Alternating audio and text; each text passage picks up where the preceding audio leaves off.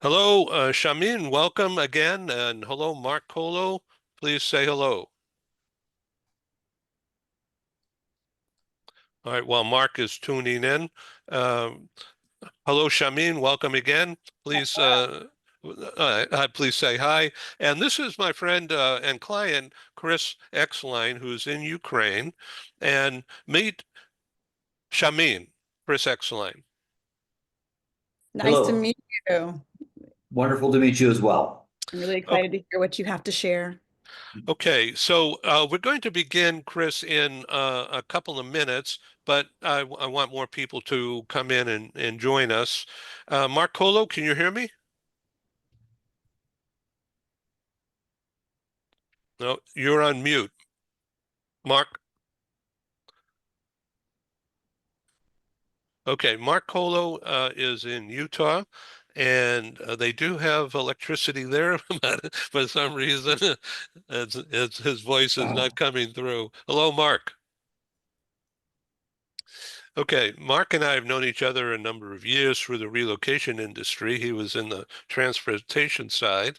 Um, Mark, several years ago, came down with Parkinson's, and he's been impacted by that, but has um, organized a charity to help others who are afflicted. Hello, Ed.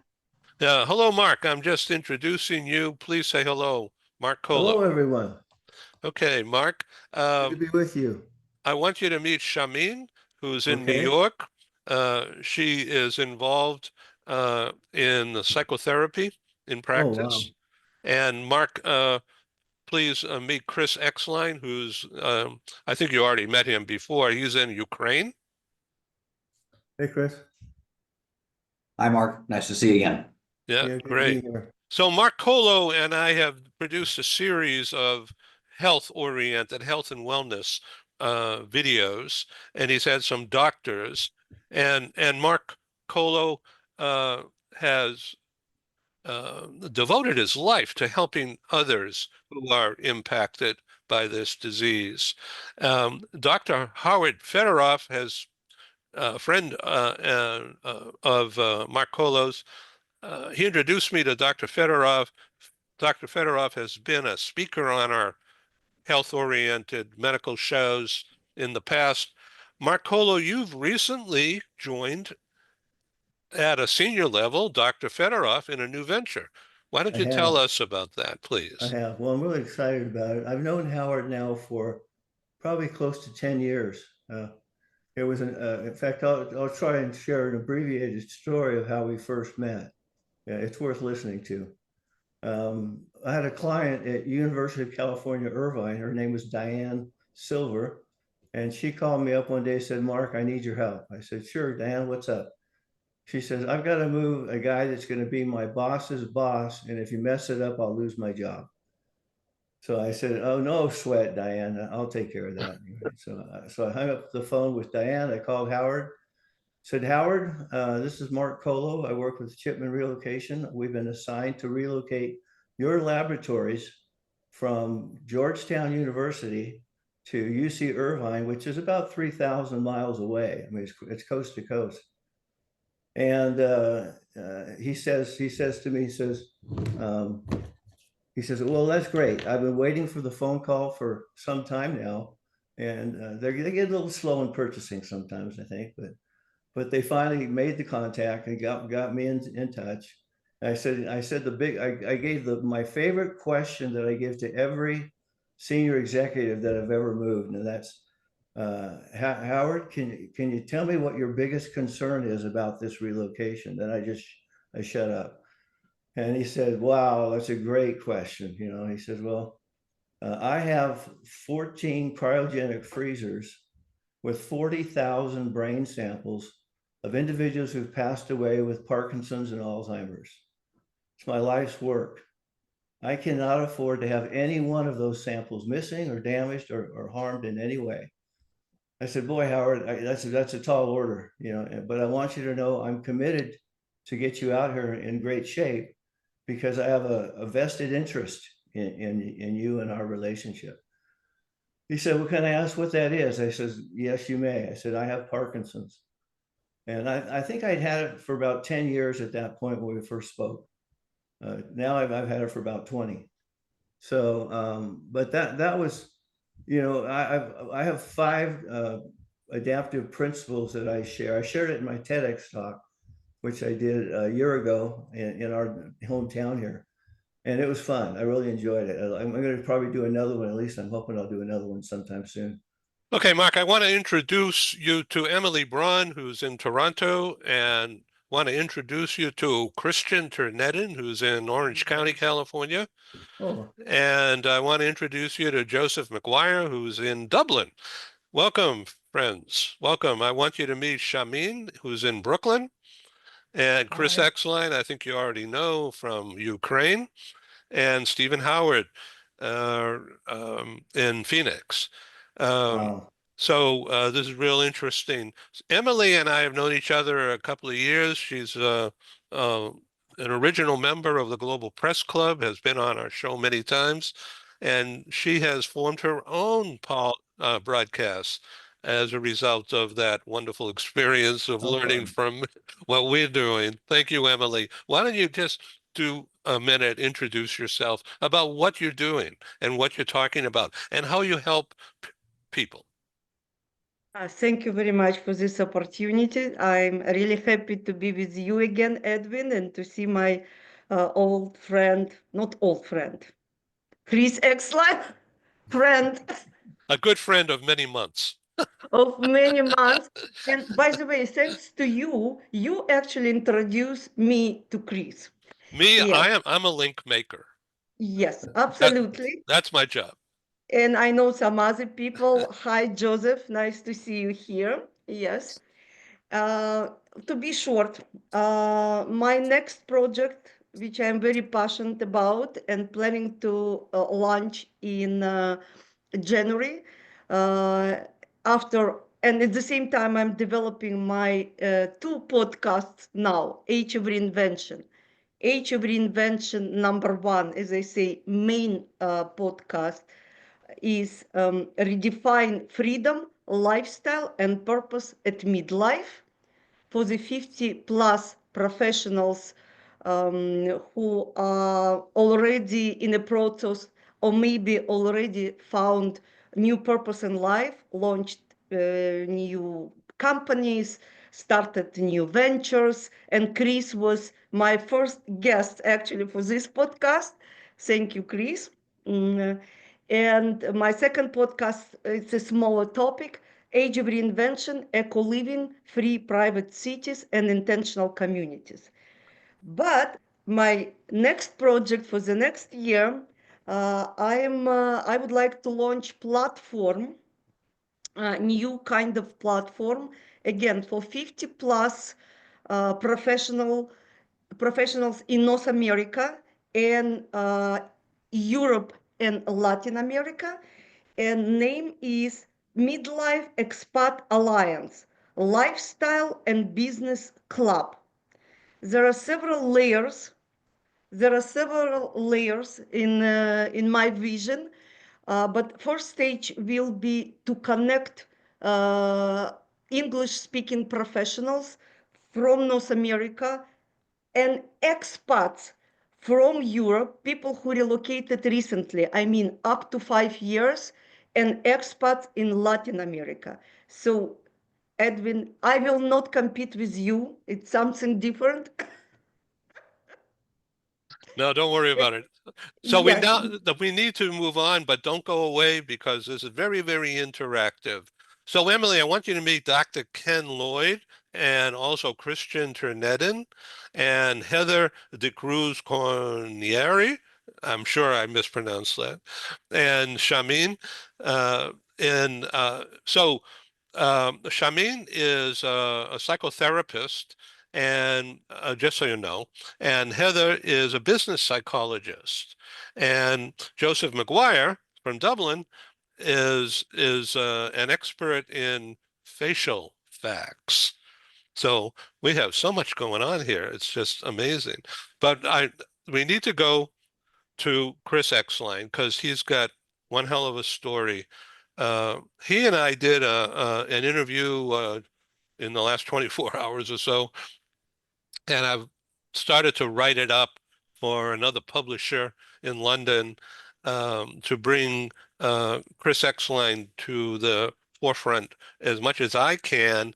I enlisted a publisher that I know in London to help me expand that recognition for Chris Exline. Chris Exline is an executive. I've known him for 25 years. He's known me. He founded without any venture money, without any bank, bootstrap, what has become the largest furniture rental company outside of the US, and living the high life 30 floors up above busy Hong Kong in luxury. He decided to uproot himself 2 years ago and relocate his executive office into Ukraine, which was under attack, bombing, threats. And he invested money, bought the manufacturing capacity of a mattress company that was, and the whole town had 40% unemployment, he says. And so he put people back to work and taught methods, new methods of what to do. And he makes mattresses. Chris Exline, tell us about Rest Assured Ukraine, the donations. We don't have a lot of time here, but I wanted to give you the mic. There we go. Well, listen, it's so good to see so many of you, and especially Emily. Nice to see you again. We need you to come back to Ukraine. Real quickly, our company, Home Essentials, is the largest furniture rental company outside the United States. We're headquartered in Hong Kong, and but we have a celebrated history. I furnished the Green Zone in Baghdad, Iraq. Did most of the embassies in Kabul, Afghanistan. I actually personally set up the entire government of South Sudan and Juba and El Fasher, Djibouti, Madagascar, Libya, other places. So our initial focus on coming into Ukraine was to participate in the reconstruction. And, in Afghanistan and Iraq, we were kind of going in, managing by reaction, because we were going in after the forces and the liberation. And I said, we need to be prepared and, really get a very firm, solid foundation here. Like everybody else in the world, my initial images of Ukraine were like the gold domes of the Sophia Cathedral, or cannons in a wheat field, or something horrific like Mariupol. And when it was announced that our company was going to come to Ukraine, then we started receiving all these investment profiles from these different cities and provinces called oblasts, and they were like a Disney movie. They had castles and monasteries and convents and old academies. And I said, you know what? Because I'm neither a psychologist nor an author, so I'm much more pedestrian than the rest of the audience here. But I said that's what I want our brand to be. And when I got to this town of Kremenets, because we manufacture everything in China, but that was a non-starter. And so you come into a small town like this, and you meet these people, and you're affected. I mean, you really are. And it's one thing, as you said, Ed, living in a thank you so much for saying all that. But I mean, where I live in Hong Kong, where we live, or where our offices are incubated. You're not really connecting with people. When you're in a small town of 20,000 people with 3,500 refugees and 40% unemployment, you're moved. And if you're not moved, then you probably need to see Heather for an extended period of time, or Charmaine. But what I'm getting at is, I approached him and I said, well, do these people that are sleeping on cardboard boxes, do they need mattresses? And the city said, well, we don't have the money for it. I said, well, I'll donate. And that's what started Rest Assured. And I started donating mattresses. I've donated well over 5,000 mattresses to the troops, to the internally displaced, to the orphans, and all over Ukraine, as Emily very well knows. I mean, talk about accountability. We have a phenomenal accountability partner here with Emily. So if I'm saying anything wrong, our Moldovan will tell us. And then what happened was, and I don't know how Heather and Charmin will respond to this, but we hear about things. We're so inundated with news and reports, good and bad. Sherman, yes, we have a self-confessed sexual predator that's been returned to power. But yet, what do we do about it? Back in July, I was first introduced to some foster homes. And what happened was, it was in a small town of about 5,000 people. And with Rest Assured, basically what happened was, I started donating these mattresses. Friends of mine said, "Hey, can I help?" And I said, "I know, don't worry. No, I want to help." And I guess I was so scarred by what I'd seen in Afghanistan, Iraq, where people come in, fly in, they have pictures and then leave. I said, "I'll tell you what, if you want to donate a mattress, that's great. Cap it at $100. And I will give you a photo of me actually delivering that mattress to that person, and your name will be on the label." And because again, I'm all about transparency, accountability, making sure that there's no questions about anything that we're doing.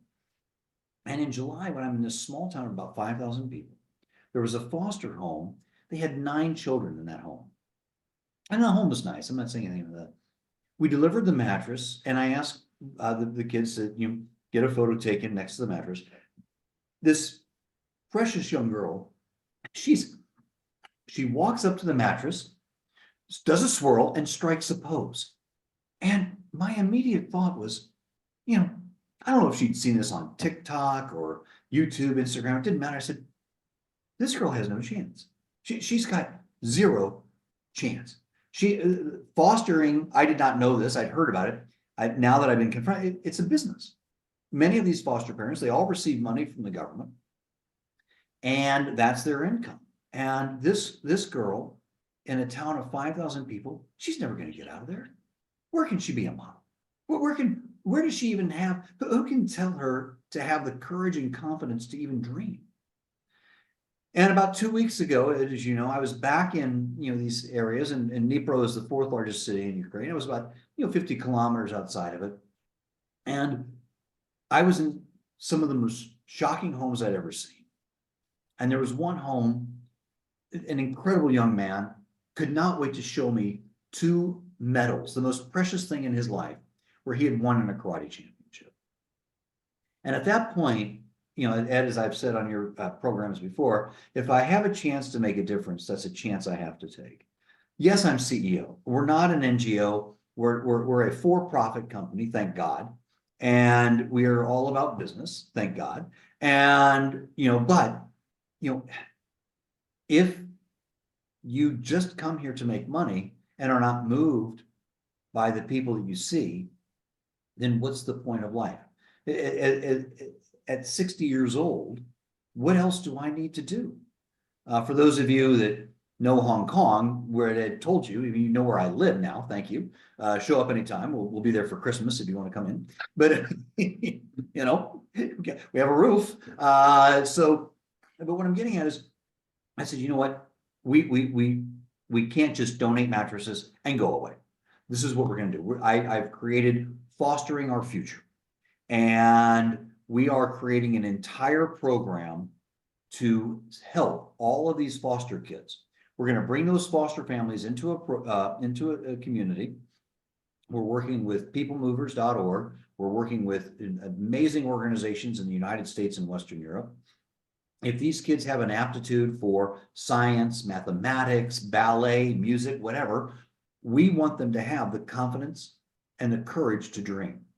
We're going to connect them. And more importantly, most of you know, I'm not a parent and never will be. My husband and I, we thought about it, but it's just at 60, I'm probably too grumpy of an old man to have children. But what I saw in these foster homes 2 weeks ago, it was not the children, it was the foster parents. And Ed, indulge me for just a few more minutes. Ken, you know this, and Stephen, you know this. It's as a CEO or a senior manager, our number one job is about removing excuses, number one. And 2, it's about quickly identifying what's happening in a room to see who is affected, who will participate, who won't, da-da-da. And my first thought in seeing these, you've got like 10 kids in a room. Those moms are going to have a bad day. And my thought was, who can they talk to? They can't just walk next door. There's no peer-to-peer group for these people. When they just need someone to listen to them, where do they go? All day, every day, these kids are asking and deserving attention. You know, wanting to share something, or maybe there's a fight or whatever it is. And I believe that the most important thing that I can do, or we can do, for those foster children is create a healthy foster parent environment. If you have healthy foster parents, you have healthy children. And so we're getting together with counselors and with people that will be able to just see them. With every family that is accepted into our program, we are going to give them a desktop, not a laptop, a desktop computer. I will give them it so that they can participate in calls, participate in English Anytime, participate in peer-to-peer support groups, participate with counselors, participate with trying to connect with other people in Ukraine and around the world to ensure. Like there was one kid, he wants to go to law school. I'm sitting there going, you know, one, it takes a certain aptitude to say, I want to go to law school. You're in a family with 12 kids. It was a great family. And where are you even going to be able to prepare for law school? You know, and so I said, I'll tell you what, we are going to I found someone, a Ukrainian lawyer, that's going to help him for his entrance exams. I went into another home where there were 3 refrigerators, 2 still in a box. I went in because she said she needed mattresses. I said, I want to see the beds. Oh, no, you can't see. Oh, no, I must see them. Sure enough, I went in, all those beds had brand new mattresses. She's using these children as currency to get more cash. Now, we can have a righteous anger about people like that, and we should, but we don't want to exclude those people. We want to create a community that wants them to join. And so that's what Fostering Our Future is all about. And I truly believe that with Home Essentials, I have a responsibility to create a business that's in alignment with the market, that makes a profit, that has a justifiable reason for being here. And I'm proud to say that we've done that. I mean, Home Essentials, our rent-to-own programs here in Ukraine, are very, very popular. Even during the war, I'm opening up 25 stores in the next 25 months. We're doing that through our own corporate cash flow. I'm also blessed that I've got a family that allows me and supports me to be here, even though long distance is hard for all of us that are expatriates. Hong Kong has been my home for 27 years. Long distance is difficult, but I've got a very supportive family unit. My company is fully supportive of this, and I don't have to worry about investors, board of directors, top line revenue, or things like that. So I can be here for as long as it takes, and I will be. And so it's like a railroad track. One side is having a business that makes sense, and it also lends a tremendous credibility to me. As Emily knows, Emily knows better than most. The Home Essentials is super well respected in this country. It's loved, and when people see that I've been on the front lines of Avdiivka, Robotyne, and Zaporizhzhia on the Russian border delivering mattresses to the troops, when they see that I'm delivering to these orphans, our corporate credibility is an all-time high. And that enables us to have, and that affords me the cash flow to sit there and create these programs. So for fostering our future, we're not asking for donations. For Rest Assured, yes, if you want to donate a mattress, go right ahead. restassured.com, restassuredukraine.com, as Emily has done, and Christian, thank you very much. Multiple occasions on Christian. But what I'm getting at is, and for Sharman and Ken and Stephen and Heather, I'm going to be accountable for this life at some point. And when I'm accountable for it, is someone really going to ask me, what am I going to say? Oh, thank you for a penthouse apartment in one of the best streets in Hong Kong or on planet Earth, or the cars or those things? Or am I going to say, you gave me a chance at redemption? You gave me a chance to actually make a difference in the lives of people that have no chance whatsoever. And Chris there you Exling, go. you're doing God's work, and I really appreciate your time here and talking with us. Please say hello by the chat. Please, everybody connect. It's a mental health challenge, isn't it, Chris? The PTSD, the mental health issues in this country are unquantifiable. When I go back to the US and the fake news that goes on is off the charts. You know, when people tell me, oh, well, the war is only really in the eastern side, you know, I said, in the small, and this is what it is. Ken, Sharman, Stephen, and Heather, being in a small town, you're around everybody. And this small town of 20,000 people has already lost 100 men to the war. And I'm at the front place at the services in the central square of this town. And I've told this to Christian and a few other people before. For me, there was one day you go up there and you see mothers clinging to a casket, knowing that their child is gone. Well, you tell her how far away the war is. And there was one day when there was an older man crying, holding this young boy, probably 8, 9, 10 years old.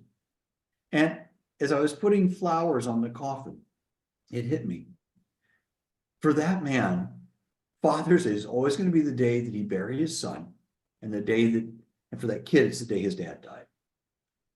You know, I'm not a nice guy. Ed knows this. Ed's known me for 25 years. I'm not a nice guy. I'm a changed man now, and I'm very much a changed man. I would have 25 years ago, 20 years ago, 15 years ago, I would have never acted like this. It was all about becoming the biggest and pursuing global ambitions and blah, blah, blah.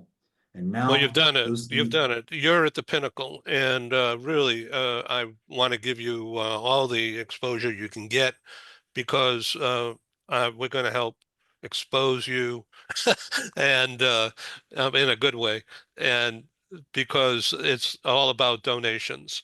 Heather, you're raising your hand, and we're going to turn the program over to you. Yeah, I'd just like to say, Chris, I'm always so deeply touched. You move me when you come to these sessions, because I can see that there's been a huge transformation in your life, and it's emotional, and you're still coming to terms with it.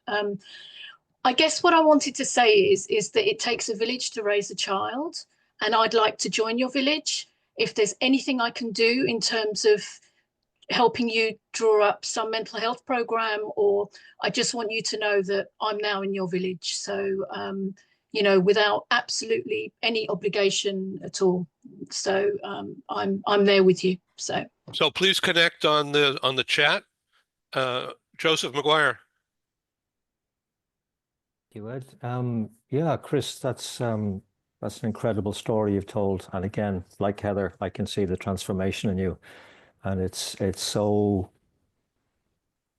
impressive is such an understated word, but it's an inadequate word.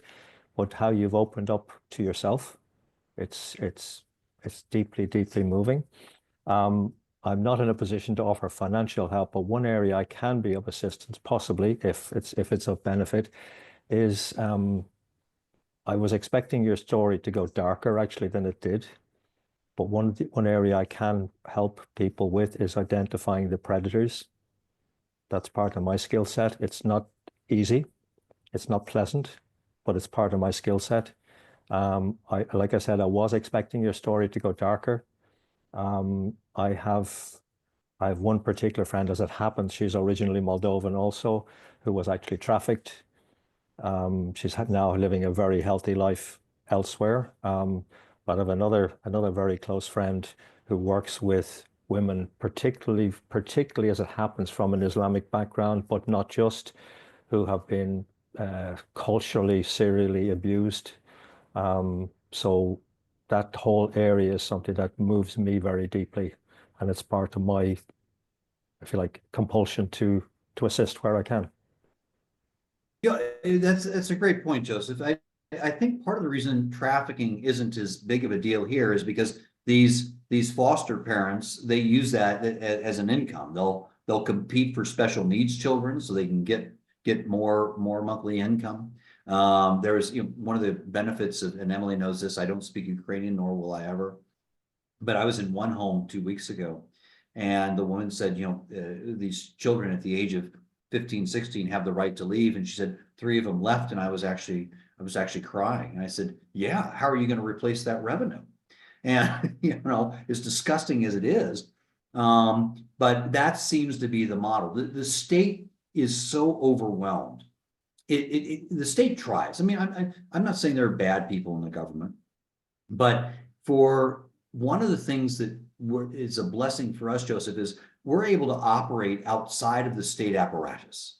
Okay, if we went into the adoption program, then you become a part of the state. To adopt a child in Ukraine is you can fast track it by bribery, or it's slow track for what's the thing in an abundance of caution, isn't that what everybody says now in the US or something? You know, so you know, we are actually, I said, okay, we don't want to be a part of the state apparatus. We're going to operate outside of that.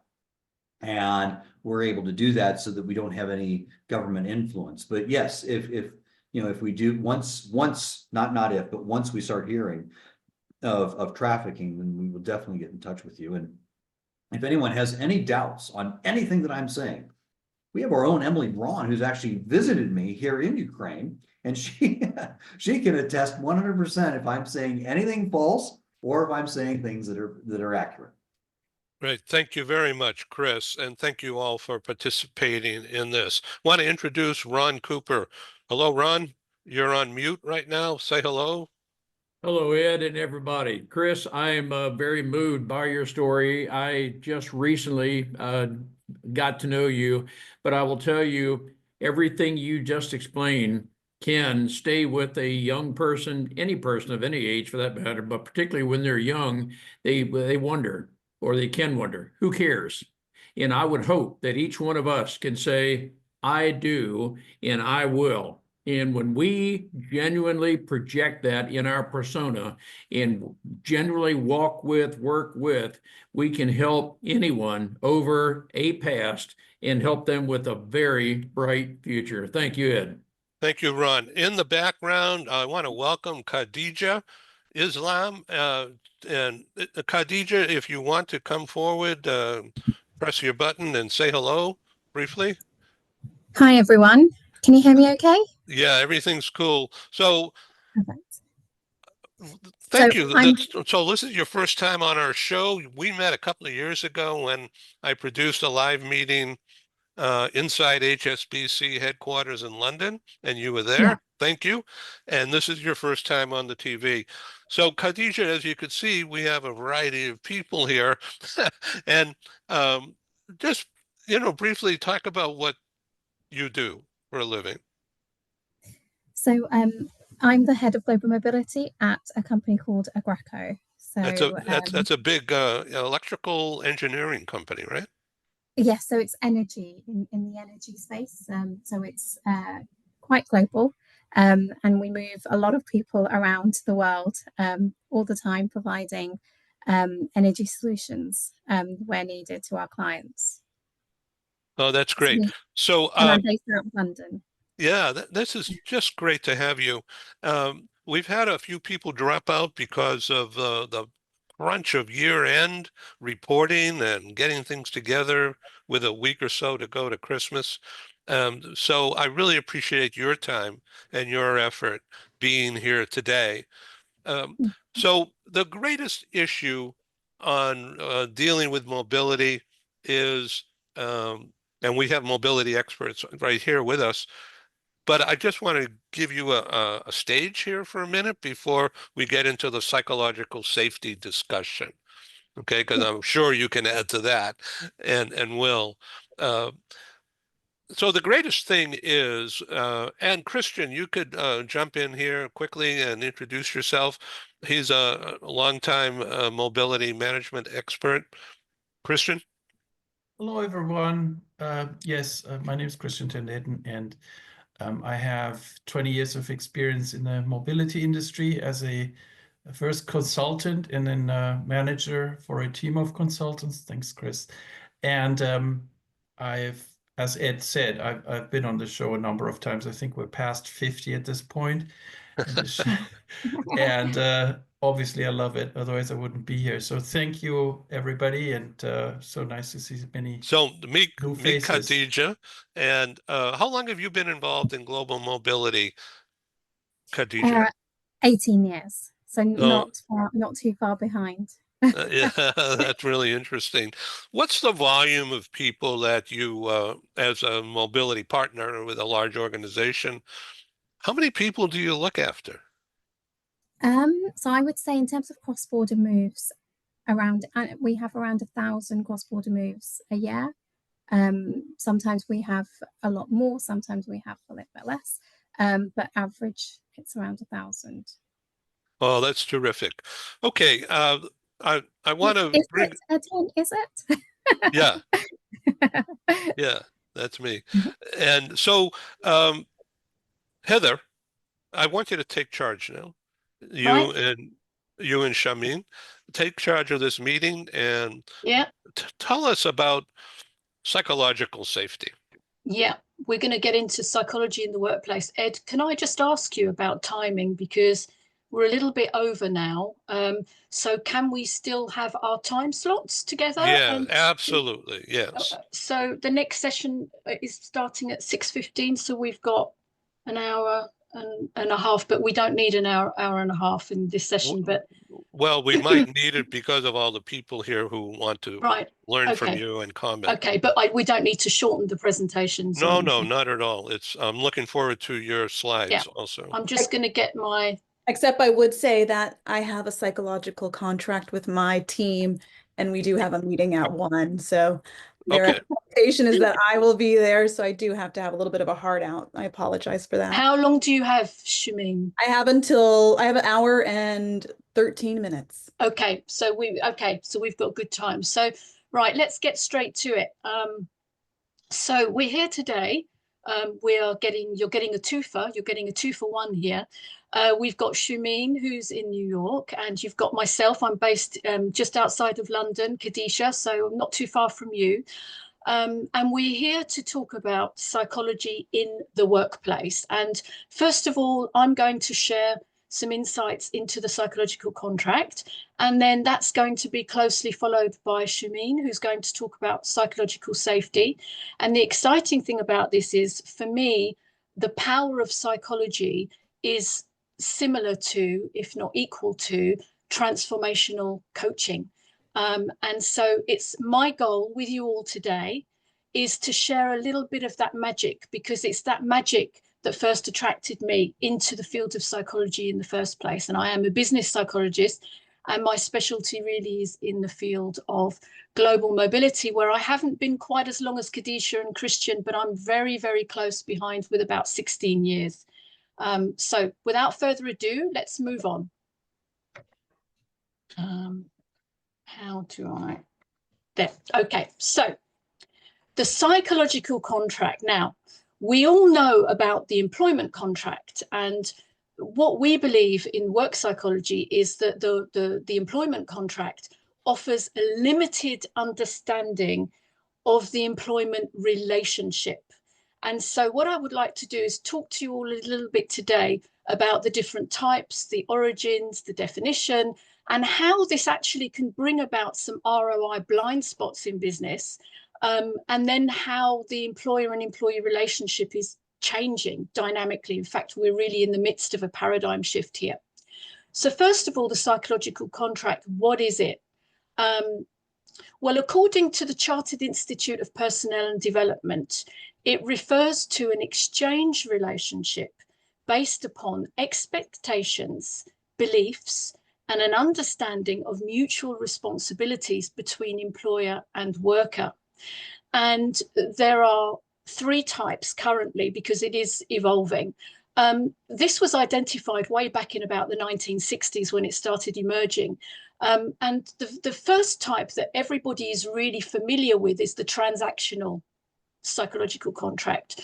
Now, what that means is it looks really at the expectations in the workplace between what your boss or your team or the organization expects of you as an employee, and also what the individual as an employee expects from his boss or her boss, the organization and the workforce. Now, I say that you expects because it's hidden. It's really, truly tacit, implicit. None of this is mentioned on paper. So there's a lot of decoding that needs to happen. And an example of a transactional psychological contract that is hidden would be, for instance, I've worked extra hours this week and my boss must have noticed it. So I'm going to be all right with my bonus this year. But none of that has been spoken. Not a word has been exchanged between the boss and the employee. And yet those expectations are formed all the time. Now, the psychological contract isn't just in the workplace. We have psychological contracts all around us all the time. In fact, in our relationships, we have expectations of our partner that we just assume that they know to be true, because for us in our belief systems, that's what we expect. So the psychological contract really is nothing, it's nothing new, but it's so powerful. The impact of needs being met or needs not being met can form toxic cultures, for instance, in the workplace. It can lead to absenteeism. It can lead to mental health issues. So there are many, many different impacts, if you like, from the psychological contract not being recognized as an employee engagement tool, for instance. Now, the second type is the relational psychological contract. Now, the relational, as it really sounds, is a bit like relationships. So what we're seeing is that the economic exchange between employer and employee is moving on as we understand relationships interpersonally, team dynamics. We're understanding more about communication, leadership. We're understanding more about things like fairness, things like loyalty for talent retention. Duty and duty of care. Morally, what does that involve? Is my company that I'm working for, does my company care about the environment? Because these are new values that are coming in that people now or employees are expecting within not just the workforce, but from the organizational side as well. So around about the 1990s, we discovered this split between the transactional and relational through research that was done by a brilliant researcher called Russo. And the outcome of that was that there really should be a balance. It's not about one being better than the other. We need both. But what we need it to be balanced.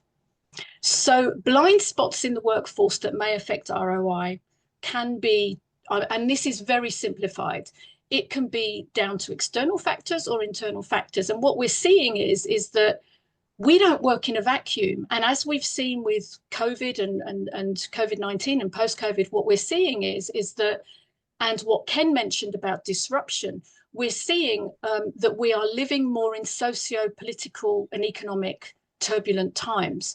And I think as well as we adapt to change and we can learn techniques and strategies to adapt to change, what's happening and what's so difficult is the unpredictability. We're no longer able to forecast how quickly the next big thing is going to happen. So we call this a VUCA environment, which means that there's a lot of anxiety and mental health in the workforce. And that can be a good thing, because we're now starting to talk about certain things that actually do impact the psychological contract through this turbulence. And then we've got Industry 5.0 and IR5. Now, we could have an argument or we could have a discussion about whether there really is an Industry 5.0 IR5 or whether we're in 4.5 or where we're going. And I do have a lovely little chart that I'd like to share with you in the next slide, just to kind of show you where we are with our industrial revolution, because we're all in a workforce. But again, as I said, we're not in a vacuum. We're working, we have advancements in our industries and in manufacturing in particular and engineering that are unparalleled. And then we have things like the internal factors for the ROI blind spots, such as health and well-being and life-work balance. You know, there's a huge focus now on this, and I think that's rightly so. And then we have resilience.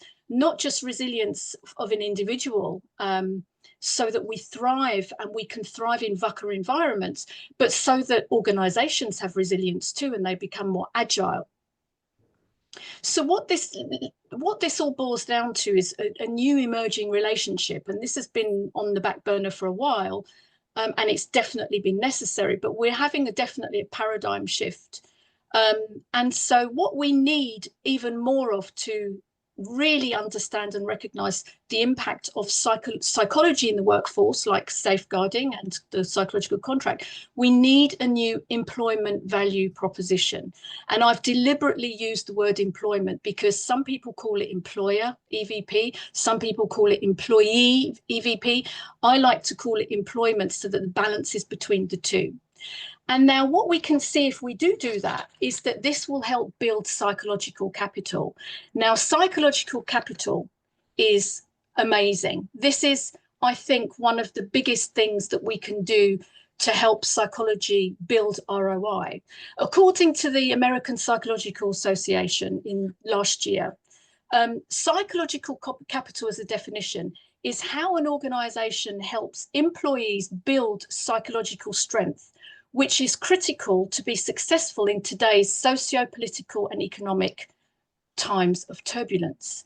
Now, what are those psychological strengths? They're optimism, hope, efficacy, and resilience. So that's what we need. We need to build psychological capital in everything that we do, particularly with leadership, and particularly with the digital transformation and our new AI future that we're all embracing. So, origins, evolution of the psychological contract. So we have at the top of this diagram how the psychological contract started emerging. But what's really exciting is on the below the line, we have the industrial revolutions as they emerged. And we have the different, we have all of the different forces, if you will. We had steam power. We have Fordism in Industry 2.0 or IR2. We have obviously electricity and, you know, the electric era. And when you think that Industry 1.0 or IR1 was 1750 to 1850, and it lasted 100 years, and the second revolution lasted only about 60 years. And we're getting shorter and shorter.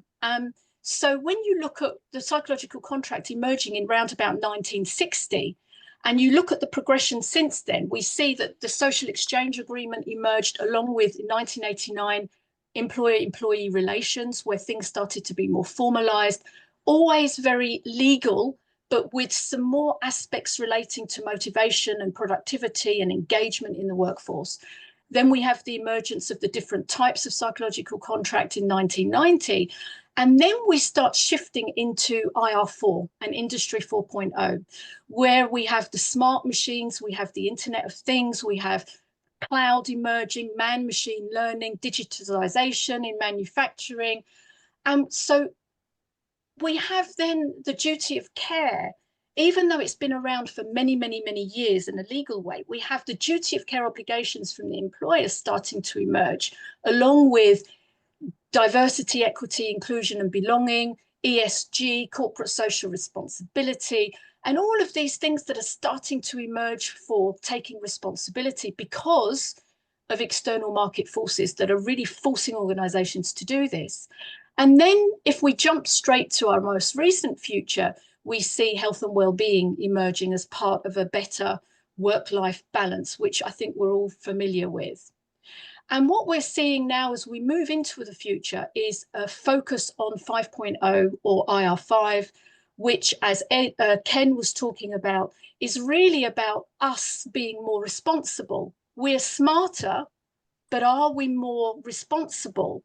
And how can we work in a way that is synthesized collaboratively with our advanced AI transformation?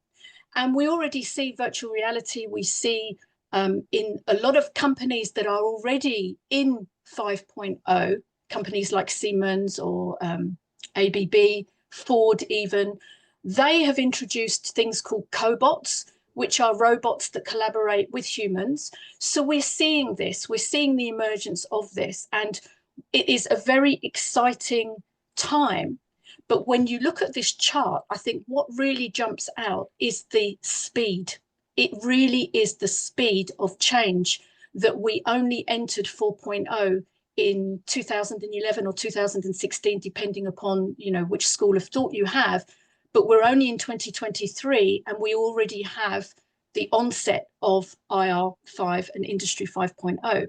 So the reason I wanted to talk to you about that is because it's very important as we move forward that we do consider human-centric leaderships, human-centric intelligent policy making. And I'd like to just talk, not too long, because I've used my time really to share about the psychological contract, but in 2023, I was commissioned by REA, a global mobility company, and we support dual career families on the move around the world. And I was commissioned by them to develop a research study that really explores the emotional experience of relocation. And in order to do that, I decided to do a qualitative approach in order to look at the value of the metrics rather than just the metrics themselves. So it was innovative. We looked at big data trends, and we used a thick data approach in order to find out what was valuable as well as what was measurable. It was multi-generational, and we had a global scope too. And I'm really pleased to say that we have been recognized across the industry, not just for excellence in coaching, but for excellence in thought leadership in global mobility and outside of global mobility as well. And it's something that really lays close to my heart because of the magic of psychology, and also because of my own experience as a dual career family and a dual career spouse, having been rendered unemployed when my husband was promoted and I moved with him to Japan and I was unable to work. So for me, this is something very close to my heart. So what did these research results give us? These research results really inform us and give us a little bit more depth into the current psychological contract body of work, because it's the evidence base is there. What we see is the ROI blind spots really are around resilience, building resilience and making the workforce resilient to cope with all of these external challenges, health and well-being, and especially the younger generations, you know, they will not move unless there are certain conditions in place that actually support their health and well-being and their work-life balance. Remote and hybrid working is now also a factor of relocation, where the employee or the transferee also wants to enjoy remote working when they move on assignment, and the dual career family, the partner or spouse, also wants to enjoy a remote form of working practice as well. VUCA. So what are these external geopolitical events worldwide? I mean, you saw how affected we were just from Chris's storytelling of his own experiences. So what do you think the impact of what we are seeing in the news, the doom scrolling, all of these events that we are now confronted with on a daily basis, that is also having an impact on how our employees think and feel? And diversity, equity, and inclusion, these are elements that help connect us and help us belong to the organization, help us belong to the teams that we're working in. So what we saw in my research, or what emerged really, was that there was an element of human connection that was starting to be a little bit neglected. And that we really need to have core policy in our employment contracts for transferees that includes coaching support for health and well-being to build resilience as intelligent policy making. And that this coach support is one of the cheapest cost-effective mitigation tools for a psychological contract breach or even a violation that could lead to an early repatriation. Now, the cost of this is 0.3% overall of what the assignment costs the company. So when you look at it like that, you realize that this investment is really, you know, a game changer, but a no-brainer. So that's why it's really important for ROI, for these psychological contract needs to be met. Now, I think we can all agree that we need a human-centric approach. The psychological contract is just one step in this. We're going to be including some fantastic insights from Xiumin in a moment on psychological safety. And then I'd just like to round off talking about psychological capital in order to just sign off here. I would like to just bring Xiumin in just for a minute to ask you, in your own practice, Xiumin, does what I've talked about with the psychological contract resonate with you in your own practice with what you're experiencing yourself? Well, yeah, thank you so much for all of this. You're such a great speaker, Heather. With the work that we do as mental health clinicians, as behavioral specialists, a psychological contract is essential. My clinicians need to know that they can rely on me, what their expectations of me are understood, and that I need to be able to trust them as well. A lot of the work that they do is autonomous and independent, and so there have to be very clear expectations, and they have to be aware of what those obligations are, but they also need to know that they are held and that they are supported, and that when I say I'm going to do something, I am going to do it. And when they need help, that I am there to hold them and to be there for them. So yes, it's all rings very true, and it's a very central part of the way that I run my business, and that I get success out of my clinicians. And I think, especially in global mobility, I know with all of the supply chain, I know Christian can talk to this as well, the expectations so that you don't have scope creep and all of this type of thing. There is the psychological contract is there. I know with the clients, for instance, that we engage with our coaching program, one of the key things we do as coaches and as managing the program is to manage expectations. And actually managing expectations is just a code word for decoding the psychological contract needs that are there on both sides.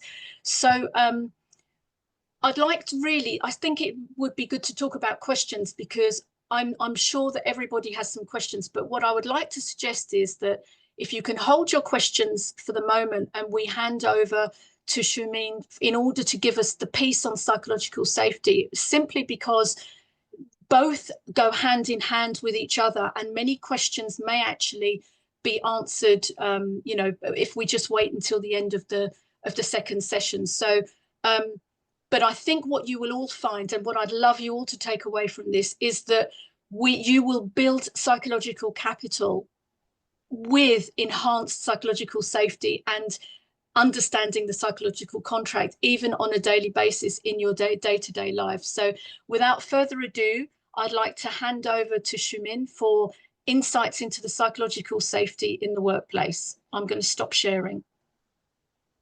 Thank you, Heather. I am going to share my screen. Let's see.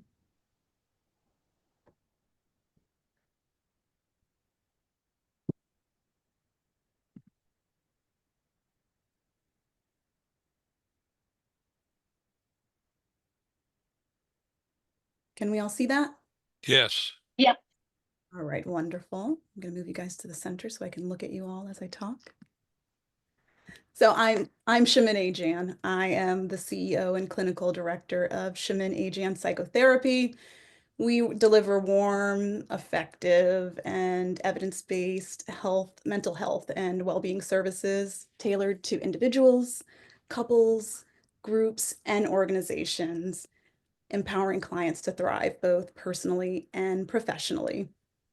I'm here to talk to you guys about psychological safety. And these psychological terms, psychology in the workplace can feel very intimidating. I know I was speaking to Heather about this the other day. They're very heavy terms. They can seem very overwhelming. I'm hoping to break them down into more approachable and understanding terms the way Heather was able to do with you guys. So why don't we begin with the definition? Psychological safety. When we're talking about psychological safety within a team, we're talking about creating an environment where it feels like you can have open communication, where respect is mutual, where vulnerability is welcome. It's a shared understanding among team members that they can take risks, that ideas can be shared, that concerns can be brought up, that questions can be asked, or even that they can admit when they make a mistake without fearing negative consequences. The culture, the environment that you're working in not only encourages personal and professional growth, but it also fosters a feeling of trust and brings about a positive impact on team dynamics and outcomes. According to a study that LIRA does every year, but according to their 2023 study, 65% of US workers reported that their mental health was impacted by that it impacted their ability to actually do their jobs, which was a pretty big increase, a 5% increase from 2022. So among the key work-related factors contributing to this trend were feelings of a lack of appreciation and concerns about fair and equitable treatment. These findings really highlight the urgent need for organizations to prioritize mental health support and to foster a culture where employees feel valued and treated fairly. Amy Edmondson, she's kind of the guru of psychological safety. She's a Harvard Business School professor, and she is the author of The Fearless Organization. She also has a wonderful website where we'll be talking about later on, where you can take a little test and see where you stand in terms of psychological safety at work. She coined this term, psychological safety, in her PhD research. She went into hospitals and she believed that she was going to find that more effective teams made fewer mistakes. Instead, she found that the teams that reported better teamwork made more mistakes. So why do you guys think that is? We don't have time for answers. I'm just going to let you know. Teams that work better together feel more comfortable sharing mistakes, and they grow and learn from each other. So people on these teams were more willing to report their mistakes because they felt safe to do so.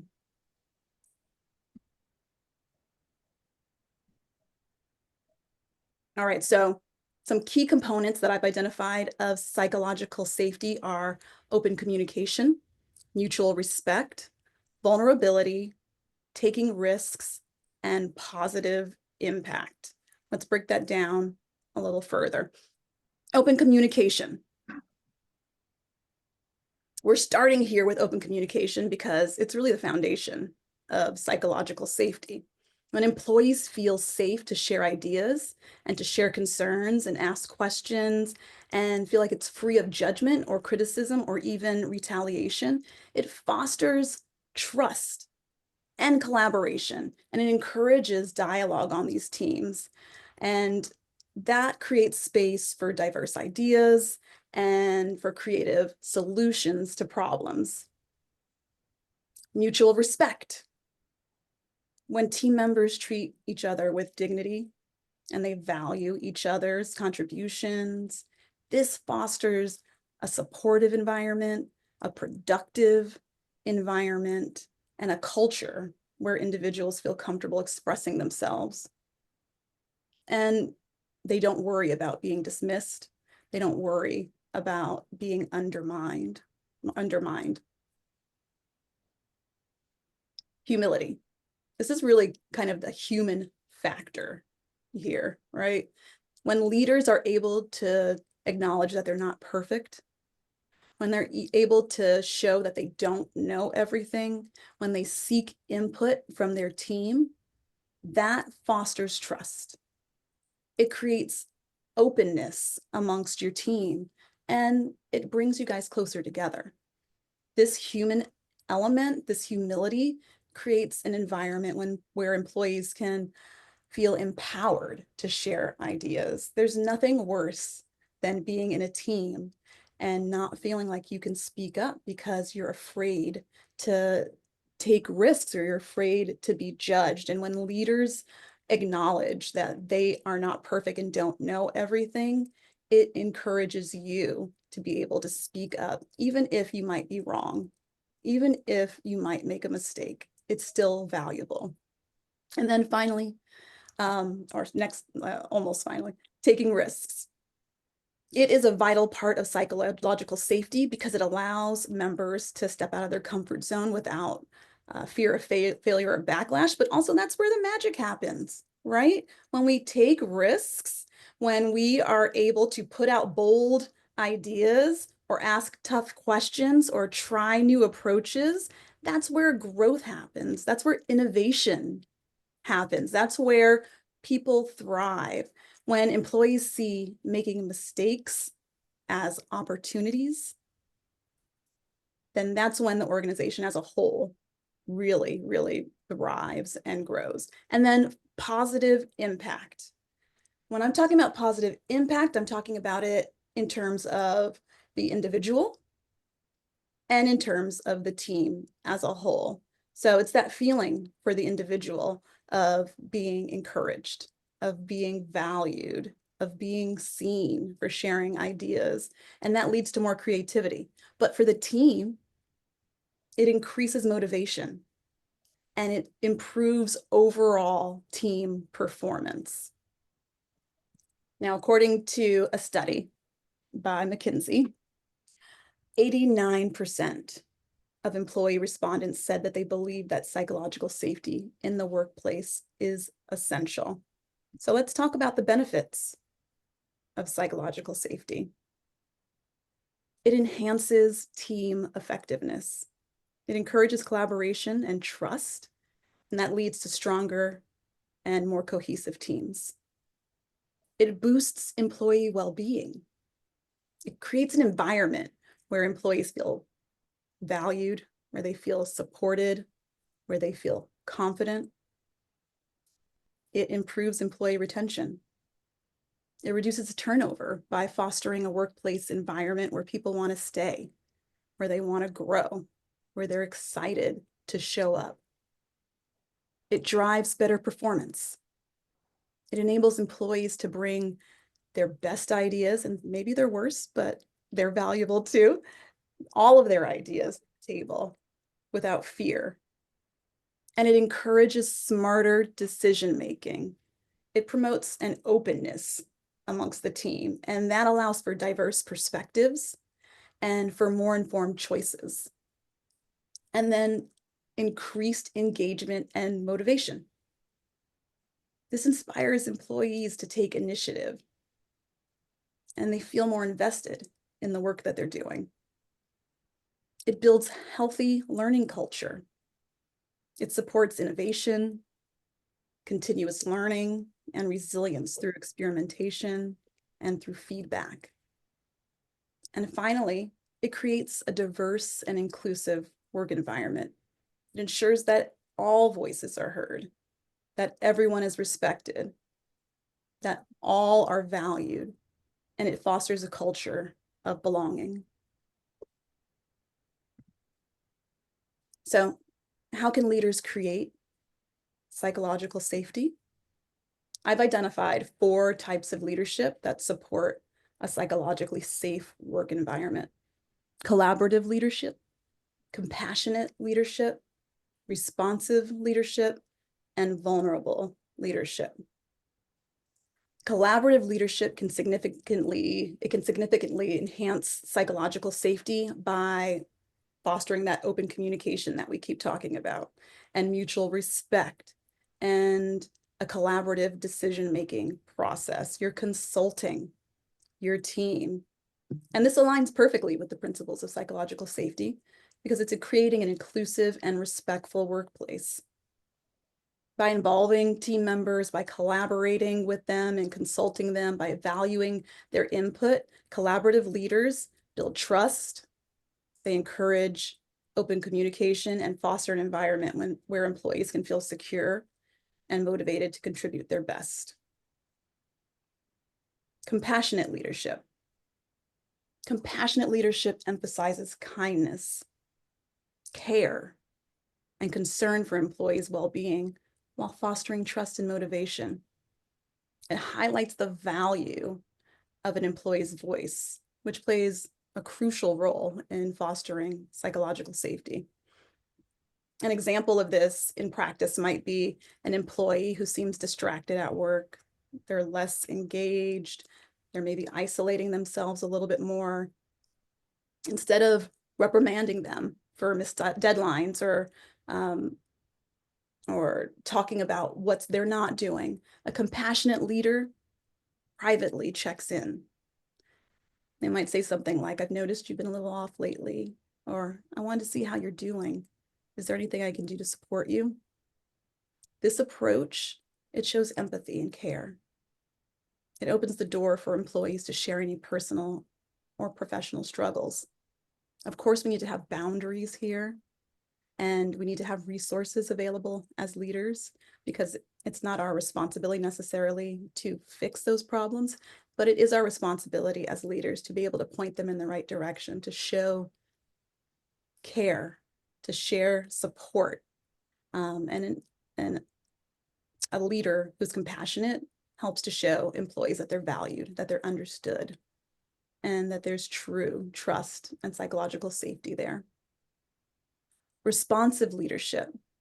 This focuses on addressing team members with curiosity and awareness. By leading with curiosity instead of blame, responsive leaders create an environment that minimizes threats, encourages open communication, and creates safety. This approach allows team members to be able to share ideas, to voice concerns, to admit mistakes, and to do all of this without a fear of negative consequences. The opposite of this is a reactive leader, right? A reactive leader focuses on the crisis, and they blame, and they're really rushed and urgent. And that creates a sense of fear and defensiveness among team members, not to mention infighting also, and resentment. Being aware of your own tendencies to mind read, to believe that you know what your team member is thinking or what their motivation is. Those are really important introspective parts of being a responsive leader. Let's see, vulnerable leadership. Acknowledging your own challenges or uncertainties as a leader promotes psychological safety as well, because it creates an environment where employees feel safe to do the same. To have a genuine, authentic connection with your team members is a critical role in creating a team that feels safe. And you can do that by modeling transparency, by being an active listener, by creating an environment where everyone feels heard and valued. Of course, there are boundaries here too. It's important to make sure that it is appropriate to share what it is that you're sharing, but in the context of a team, being able to say that I don't know something and we can work together. This is challenging. I don't have all the answers, but we can work together to navigate through this. Let's figure out how to do this together. That kind of openness, it reduces anxiety. It builds trust. And it reassures employees that their leader is approachable, that their leader is a human, a real person who's approachable and is invested in the collective well-being of the team. It really is a cornerstone of psychological safety, because you're demonstrating compassion, and you're lowering the guard of your teams, and you're fostering really true connection. And you're creating a culture where your employees feel safe to express themselves and to share ideas and to take risks. So, is your safe space or is it a minefield? What's your workplace vibe? There is a website that I referred to at the top of this by Professor Edmondson. She's the one who did the groundbreaking research here on psychological safety. And I can drop it in the chat so you guys can look at it too. It allows for people to go in and to take a test to see where their level of psychological safety lines up with the general populations, and it offers a science-backed tool for meaningful reflection. And the questions here can offer really meaningful insights to employers and organizations as well. So here's some questions that you want to think about when it comes to your employees. If you make a mistake on this team, is it not held against you? Members of this team are able to bring up problems and tough issues. People on this team sometimes accept others for being different. It is safe to take risk on this team. It isn't difficult to ask other members of this team for help. No one on this team would deliberately act in a way that undermines my efforts. Working with members of this team, my unique skills and talents are valued and utilized.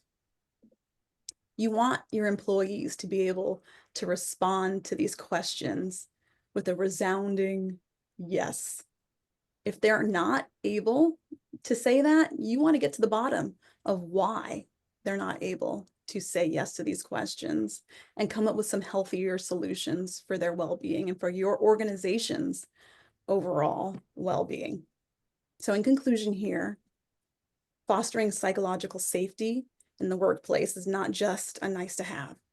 It's essential for the well-being and effectiveness of your teams and for your organization as a whole.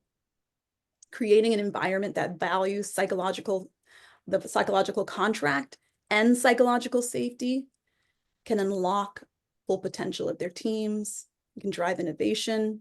It can build a culture of trust and collaboration that really leads to long-term success. All right, I want to open up the floor to any questions that you might have for Heather or for myself. Thank you. Thank you very much.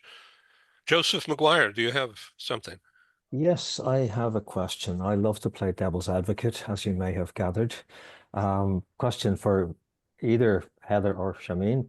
Firstly, thank you so much for the presentation. There's nothing there I would agree with or disagree with, rather, in terms of an ideal working environment. Absolutely not.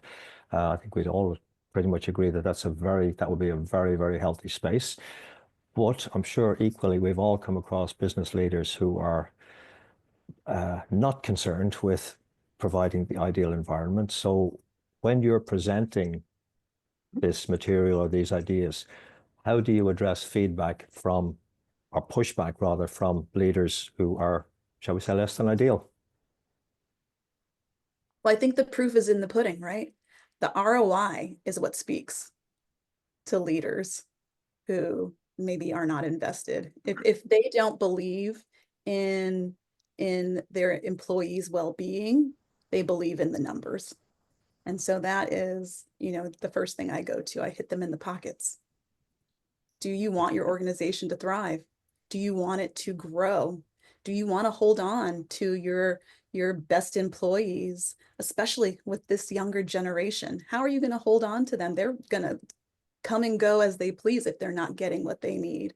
How are you going to create an environment that holds on to the best of the best so that your company can grow?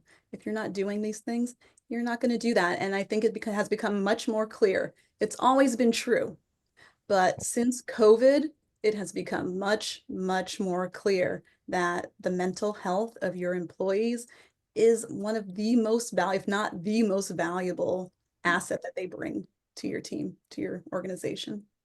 It's my job to say that we have 15 minutes remaining. Let's go to Christian and then Annette and anyone else who has something to say. Christian.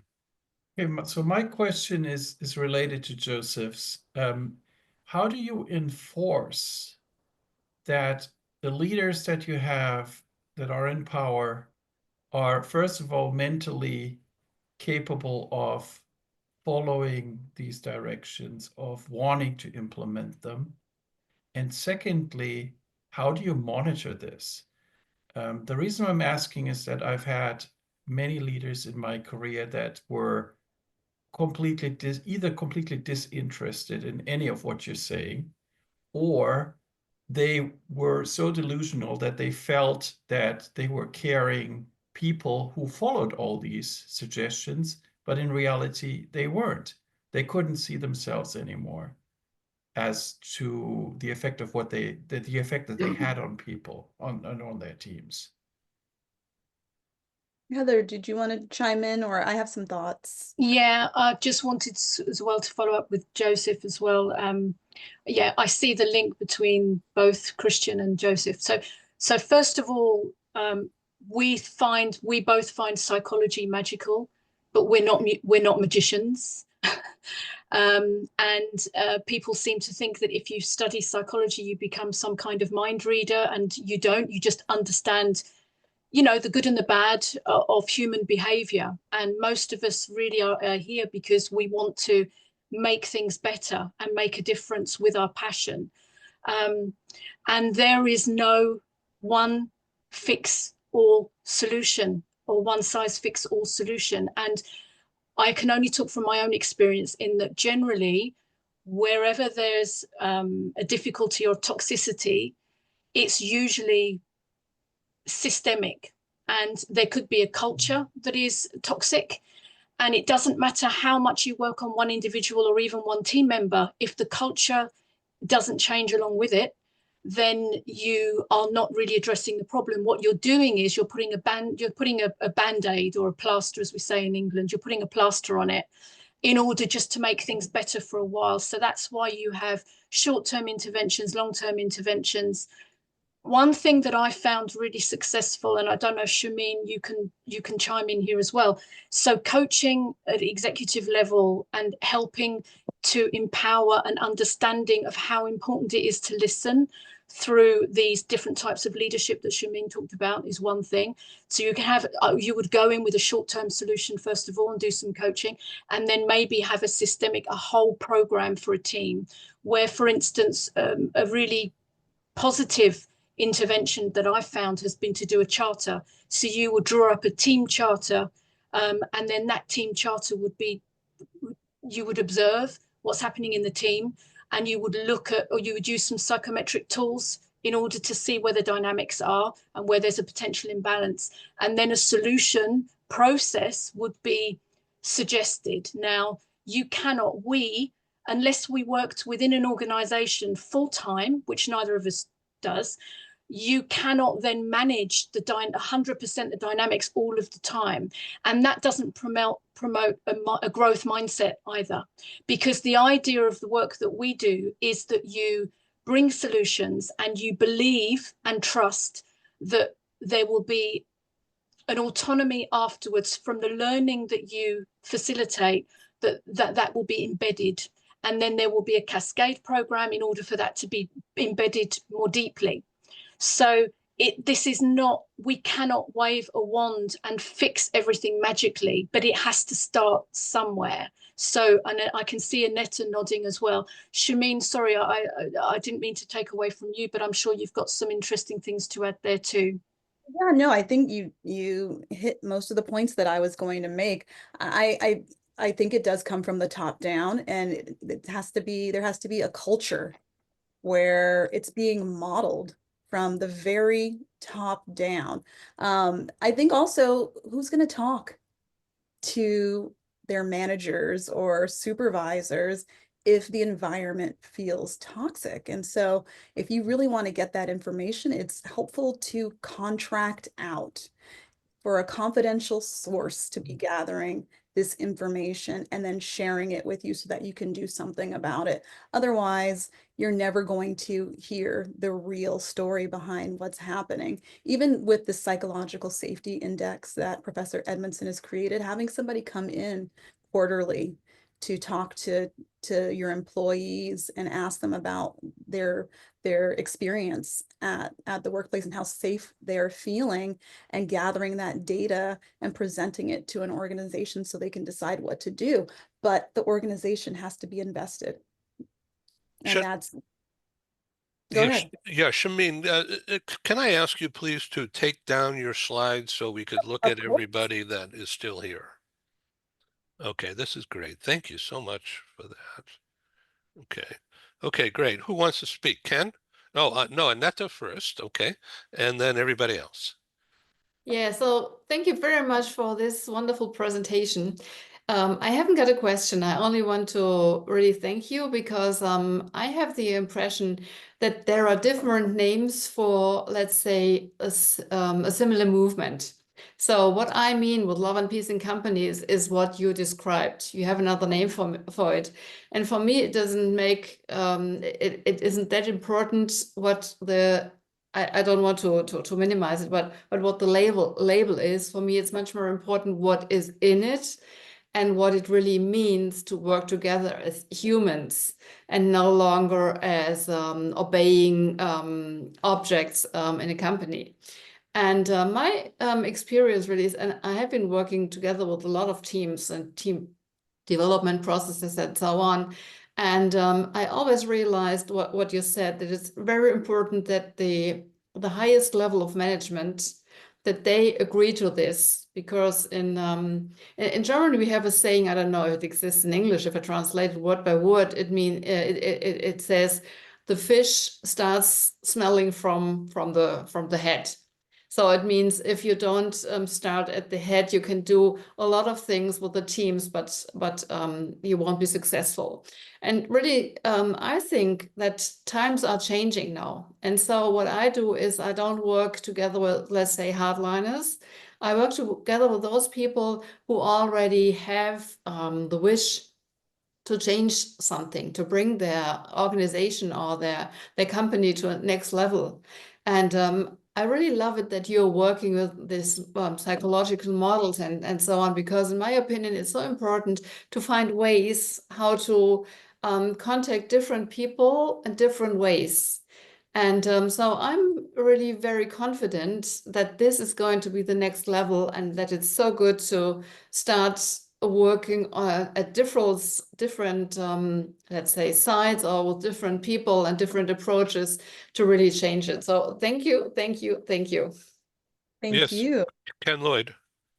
Number one, thanks for an absolutely brilliant and thorough presentation. It was just excellent.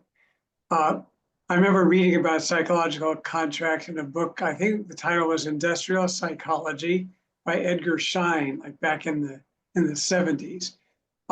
For me, contracts, I mean, obviously are important, but even if it comes to a business contract, I really believe more in the people side of it than the language of the contract. If someone's going to do you harm in business and not stand up to the contract, they'll find a way to work around it and all. I'm much more comfortable working with people on a handshake. Yeah, we can have a contract and sign it, but I have to have that level of comfort to know this person is honest, fair, above board, and it is what it's supposed to be. And I like the psychological side of any contract. I have one very minor question on the questionnaire that you posted, and it said something to the effect that do you strongly agree with all of these? And one of the questions said, we sometimes accept people who are different. And I thought, oh, that's an odd one, because it shouldn't have sometimes in there. It should say people who are different are accepted. Because if I say people are sometimes accepted, if I say strongly agree, that's not the world's best thing. And if I disagree, I'm really saying, no, they're always accepted. So I thought that wording was a little off. To me, again, it was written by the professor at Harvard. And at the same time, I think that could be a little confusing in terms of how to interpret a yes or a no response. I think the question has that inherent confusion in it. Just again, sidebar, tangential to all the great points that you made, but I just wanted to mention it. I Thank you. agree with you, Ken. Yeah, thank you. Thank you so much. Ron Cooper. A comment, Ed, and a follow-on to Ken and what was discussed. At an early age, I was the kind of person I would remain silent because of various things that would take too long to discuss the reasons for that. But I would never come to you and tell you I need help. You would have to discern that from me. And I'm not going to open up to you, even if you come to me, until that level of trust is absolutely developed, because I don't know if you're going to use what I say ultimately against me. That's a part of the psychologically safe environment that we have to create. And it starts at the very top. And if those underneath you or those subordinate to you do not ascribe to this, what I consider foundational value, we will need to discuss if you are worthy of continuing in my company, because these are the fundamental values to which I ascribe, which form the culture of my company. I just wholeheartedly advocate everything you're speaking of, in a topic for a much different time. Is I use the term, I want to be appropriately vulnerable, meaning I had a very difficult early life and my mental health was not good, but I'm not here to dwell on the past. I am here to just say, been there, done that, and I want for you to know genuinely from my heart, I identify with you. But that to me is compassionate, but yet strong leadership. Done, Ed. We have 5 minutes remaining, folks. Thank you so much. This is just going to be a wonderful TV show to circulate around the world starting the next day or two. You'll all get a copy of all this stuff, not just this. We're doing audio and video gallery as well as close-up on speakers. And I think there'll be a text or at least an AI-generated summary, maybe more. Khadija, do you want to jump in here as we come to a close, or it's up to you?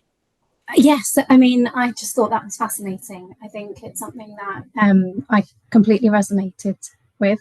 I think mental health and well-being is paramount in all organizations, and I think getting it right is the only way that we can actually successfully work and motivate our employees. And I think it goes all the way from from the top down or from the bottom up, however you want to look at it, because I think everybody can be impacted by it in various different ways. And I think just because I think just because people are in maybe executive positions or senior positions, it doesn't stop them from depicting good behaviors and consideration and all of that sort of thing, because it impacts everything that everyone in the organization does. So I definitely resonated, and I was actually thinking, I mean, I think there needs to be some sort of legislation that goes out to all HR all companies, that they probably need to kind of tick these boxes and meet minimum criteria in order to ensure that their employees are psychologically safe at work. It's something that we all think about, but I think it's actually something needs to change in the laws, in employment law, to ensure it, because I think there's a lot of focus in a lot of companies about the physical safety, and whilst mental health is mentioned, nothing really happens overall, but yet that's the one that can cause a lot of health issues for people, I guess make people not able to deliver to whatever the employment contractual thing is that you mentioned. I think it's all linked to that, and I think it starts with people feeling comfortable and being supported mentally, I think, because everyone brings their whole self to work. No one brings only an aspect of it, and I think all of us spent, you know, majority of our day working and with our colleagues, doing what we're supposed to be doing. And if we're not supported, then there's something going wrong. So Thank I'd you, just- Khadija. Thank I'd you. just Yeah. like to mention Stephen Howard has written in the chat box. The key for me is that the psychological safety needs to be implemented at the team level. Every supervisor, team leader, manager can create a psychologically safe environment for the people they lead. So that was Stephen's, and it would be great if you could weave some of that in, Stephen, in your keynote close, please. I mean, for me, sorry, I think it goes a little bit further, because I think, I mean, within a lot of organizations that I've worked in, or, you know, I know a lot of people who have jobs as well. So I would say that within teams, there is predominantly that culture, that safe culture and a safe environment. But when something goes wrong, if you take it to the next layer above, if they choose to do something about it or not, may change everything, because it could be that, you know, as a leader of my team might come to me and share, you know, how they're feeling, what's happening, all of that sort of stuff. And if I take it above, and then my manager takes it above and nothing is done, then was there, you know, the team might feel, was there any point coming to me? But actually I don't have any decision making you know, rights as such at times to change something. I can listen, but I may not be the person who can change that. So I think it needs to go to the top, and everyone needs to support each other. I agree. I think it's on a day-to-day basis. It is those teams and the team leaders that have the most direct impact on a micro level. But at a macro level, yes, it needs to start from the top down for sure. Stephen? Well, that's ideal, but in honesty, when you got a large organization with several hundred or thousands of people, it's not going to start at the top. In all honesty, their focus is on share price and quarterly results and things like that. And that's why I say I coach people. I've worked in toxic environment. I'm coaching somebody right now who's in a toxic environment in her part of the company, but I'm also coaching people in that same company who are psychologically safe leaders. They are people-centric leaders, and their department gets the results that Shamin was talking about. They get the collaboration, they get the innovation. Now, unfortunately, the other lady in her department, no, they don't. They have nothing but drama and conflict in that part of the business. But in that company, the CEO is unaware of it. The CEO is got other things on his mind, and this is a company of only about 600 employees. So ideally, yes, at the top would be great, but it's not practical in my belief. And so those ones I coach who are running their departments in a psychologically safe environment, their part of the organization is operating very well. Other parts of the organization are not. That's just reality. We have to come to a close. Heather and Shamin, would you like to sum up? I'd like to say, first of all, thank you to the panelists for your undivided attention. I know I've presented some of these insights previously, so I thank you for sticking with me. Ed, I'd like to thank you as the organizer, and I really appreciate, you know, you calling together and convening this wonderful meeting. And my co-presenter, Shamin, I've learned a lot from you about psychological safety and things that perhaps I can do better as well, so thank you very much. And if anybody would like to contact me, or if anybody would like just to collaborate with anything, just let me know. I'm open for all sorts of collaborations, and if I can help or assist in any way, certainly with Chris, then I would love to do so. So Shamin, you've got the last word. Okay, well, Heather, I will present with you anytime. Thank you. It was a pleasure working with you and coming together with this presentation. And yes, let's make sure we do this again. As far as everybody in this room, everybody was so kind. Everybody was so receptive. I appreciate your honesty. I appreciate you challenging us as well. That's where real conversation and growth happens. Ed, thank you for bringing me on to talk about such an important topic. And I really hope that we have more of these discussions, because mental health is the foundation for wellness all around. We talk about physical health, as Khadijah said, right? And focus on physical health. But if the mental health is not being taken care of, then you're more at risk for physical health issues. So it really is foundational for us to be focusing on this. I appreciate you bringing us together to have this conversation. And we will continue this type of topic in the health and wellness series called To Life! Exclamation point. And I'll be announcing that. So Zoom link 3 will become open in just a few minutes, and we'll get into the keynotes. Stephen Howard, of course, but we have a professor from Newcastle, Benjamin Bader, who was here earlier and he left. So I don't know whether he's going to come or not. Stephen, we may have to go with you earlier than expected. Will that be okay? Heavens. Okay, so that needs to be on the next Zoom link. Okay, number 3. Thank you all. This has been wonderful. This will Bye, make everyone. Lovely to see terrific you. TV. Take care. Thank you all so much. Bye-bye. Thank you very Thanks, much. everybody. Thank you. Bye. And you're all welcome to Zoom 3.